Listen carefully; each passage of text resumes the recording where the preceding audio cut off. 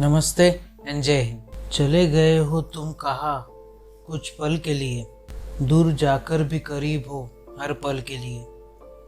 कैसे याद ना करें आपको एक पल के लिए, जब दिल में हो आप हर पल के लिए। शुरुआत आज इस शायरी से इसलिए कर रहा हूँ क्योंकि मेरे फेवरेट एंकर, मेरे फेवरेट जर्नलिस्ट, रिपोर्टर, कुछ भी कह लीजिए उनको, एक परिवार का हिस्सा रोहित सरदाना जी हमारे बीच नहीं रहे। कैसे हुई उनकी मौत, क्या वजह थी, क्यों मैं उनको इतना पसंद करता हूँ, इन सब बातों के बारे में बात करेंगे। आप बने रहिए, देखते रहिए exposing star with Shantanu.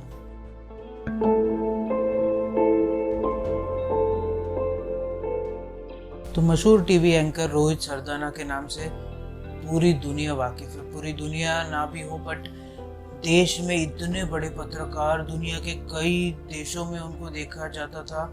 Rohit Sardana का सिर्फ नाम काफी था। एक राष्ट्रवादी पत्रकार, एक हिंदूवादी पत्रकार, एक ऐसा पत्रकार जो सच के लिए सत्ता से भी भिड़ने को रेडी रहता था। तो ऐसे थे Rohit Sardana.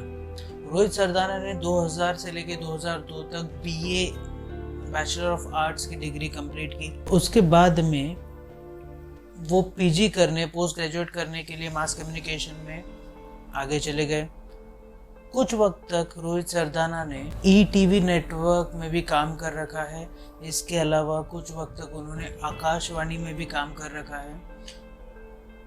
Major break through उनके लाइफ में जब आया, जब रोहित सरदाना को जी न्यूज से ऑफर आया। जी न्यूज के करता धरता डॉक्टर सुभाष चंद्रा एक शो में गए थे। उस शो का संचालन कर रहे थे रोहित सरदाना। सुभाष चंद्रा जी ने उसको देखा और बोला कि ये एंकर क्वालिटी का बंदा है, यही बंदा है जो पूरी दुनिया को, पूरे देश को हिला सकता है अपने पावर से। सुभाष चंद्रा जी ने उनको जल्द से जल्द जी न्यूज़ में आने का न्योता दिया, उनको वहाँ पे जॉब दी।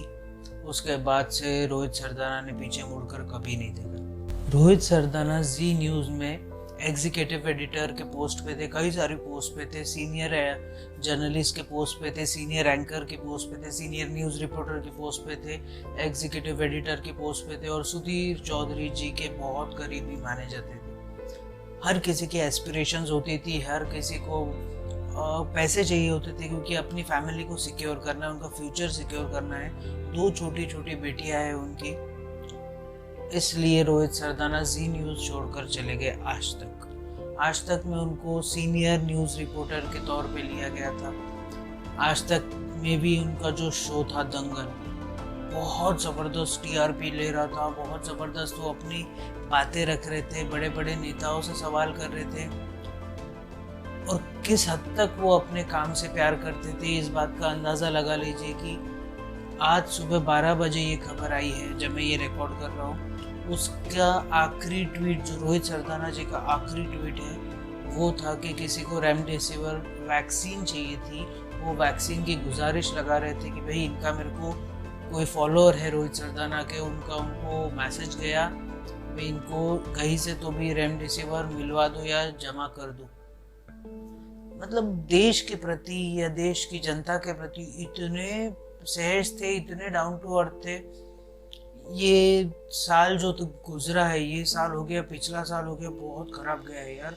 इरफान खान साहब से लेकर ऋषि कपूर साहब से लेकर विकास शर्मा से लेकर अभी रोहित सरदाना, मतलब ये हम लोग इतनी क्षति भुगत रहे हैं। और सिर्फ यही लोग नहीं, ये तो सिर्फ फेमस है इसलिए इनका नाम आ रहा है, बट कितने लोग मर रहे हैं, कितने लोग कोरोना से ग्रसित होकर मर रहे हैं, पर हम कुछ नहीं कर पा रहे। इतना हेल्पलेस मैं कभी नहीं महसूस किया, ना खुद को, ना देश को, ना किसी को।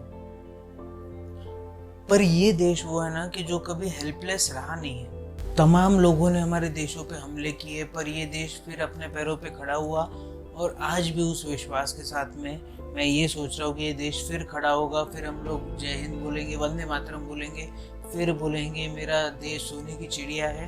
ये सब चीज़ें होगी, बट इस सब चीज़ों के लिए आपका साथ होना ज़रूरी है, क्योंकि हमारा एक वॉरियर कम हो चुका है। जो एक वॉरियर था, इनके साथ में एक कंट्रोवर्सी जुड़ी थी, रोहित सरदाना के साथ एक कंट्रोवर्सी जुड़ी थी, वो थी 2017 में। 2017 में आज तक के बेंगलुरु के ऑफिस में तोड़फोड़ की गई थी, क्योंकि रोहित सरदाना ने सिर्फ एक सवाल पूछा था कि हमेशा हिंदू देवी देवताओं के नाम के आगे में ही ये सेक्सी और ये सब वर्ड्स क्यों यूज होते हैं, बाकी ये सब धर्मों के लोगों के नाम के सामने क्यों ये वर्ड्स यूज नहीं होते। क्या गलत पूछ लिया था भाई? मतलब हिंदू यहाँ पे सहनशील बना हुआ है, इसलिए वो ये सब चीजें सुनता रहे। रोहित सरदाना उनमें से नहीं थे, वो बिल्कुल गलत चीज सुन नहीं सकते थे, चाहे वो सत्ताधारी पक्ष से आए या फिर विपक्ष से आए। हर किसी को ग्रिल करना उनका काम था, उनका जॉब था, और उनको उसमें मजा भी आता था। उनके कई ट्वीट्स जब मैंने देखे तब मुझे पता चला कि रोहित सरदाना बहुत ही तकलीफ में थे जब कोरोना डिटेक्ट हुआ। हालांकि उन्होंने उसके बाद बोला कि मैं धीरे धीरे ठीक हो रहा हूँ, मेरे सब चीज़ें पैरामीटर्स नॉर्मल आ रहे हैं, और रैपिडली अचानक वो वेंटिलेटर पे चले गए, उनको आईसीयू में भर्ती किया गया है और कार्डियक अरेस्ट से उनकी मौत हो गई। ये कोरोना किसी को नहीं बख्शेगा, चाहे गरीब हो, चाहे अमीर हो, चाहे फेमस हो, चाहे फेमस नहीं हो, या कोई नहीं हो, ये किसी को नहीं बख्श रहा। हमारे सामने से कितने लोगों को उठाकर लेकर चले गया। और रोहित सरदाना से इसीलिए पर्सनल कनेक्ट जुड़ गया था क्योंकि जब वो लाइव आते थे, जब लाइव चैट पे उनसे, आज तक के वेबसाइट पे उनसे बात होती थी, तब ऐसा लगता था कि यार कोई अपना है जो वहाँ पे अपने लिए लड़ रहा है। पता नहीं कितना सही है कितना गलत है, बट उनकी बातों से लगता था हाजिर जवाबी। जिस तरीके का उनका सेंस ऑफ ह्यूमर था, जिस तरीके का जवाब देने का अंदाज था, वो शायद अभी सिर्फ वीडियोस में रह गया, हमारी यादों में रह गया। कई सारे आर्टिकल्स जब मैं पढ़ रहा था तब पता चला कि रोहित सरदाना को डिबेट्स का कॉलेज के ज़माने से ही शौक था। रोहित सरदाना कॉलेज के ज़माने में ही डिबेट्स में हिस्सा लिया करते थे, उनका संचालन किया करते थे, एंकर किया करते थे। कई सारी भूमिकाएं में वो नज़र आ चुके हैं, हमको ताल ठोक के उन्होंने इतना ज़बरदस्त कर रखा है। फिर भी रोहित सरदाना के जो हेटर्स हैं आज इस तरीके के ट्वीट कर रहे हैं। कौन है ये शर्जील उस्मानी?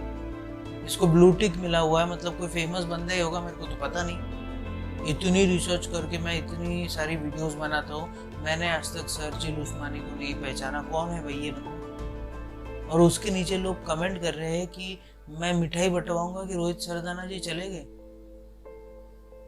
लाइक सीरियसली, आपको ये चीज नहीं समझ में आ रही है कि भाई कोई अगर चला गया है तो वो अपने पीछे कुछ छोड़कर नहीं गया है, वो सिर्फ जनता का प्यार लेकर गया है, और अब उसके बारे में ये सब चीजें बोल रहे हैं। ऐसे ट्वीट्स पढ़ के बहुत आहत हूँ।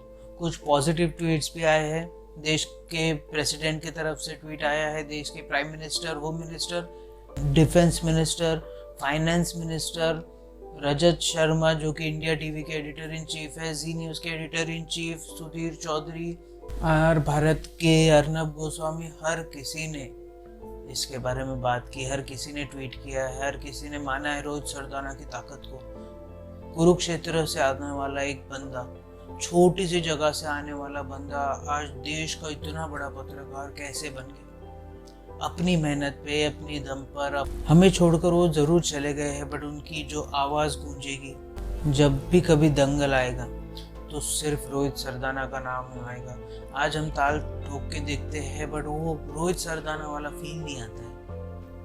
पर अभी आगे जब भी दंगल देखेंगे, जब भी ताल ठोक के देखेंगे, रोहित सरदाना की याद हमेशा सताएगी। सुशांत सिंह राजपूत हो या कोई भी हो, इनका दुख अभी तक के हमारे दिल से गया नहीं है, पर ये दुख से उभर ही रहे थे कि अचानक से ये नया। विकास शर्मा, आर भारत के जो एंकर थे, बहुत डाउन टू अर्थ वो भी थे। ये सब लोग, इतने अच्छे लोगों को भगवान इतने जल्दी बुला लेता है, ये सोच के थोड़ा सा दुख होता है।